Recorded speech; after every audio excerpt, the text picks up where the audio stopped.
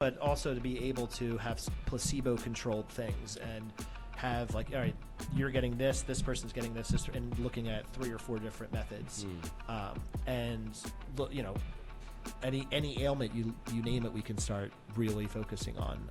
You know, there's so many with pain and sleep and anxiety and things like that, but you know, more Alzheimer's, PTSD. I'm interested in like how it might help migraines and headaches, because I did headache research for a little while in neurology research, and so, you know, just understanding like more fine tuning of research. There's a lot of people who suffer from like debilitating migraines. More than you think. It's like, yeah, it's a lot, and I mean, I've known just from some of those folks that I've talked to that they've been able to seek, you know, some help with cannabis in terms of that. So that's awesome.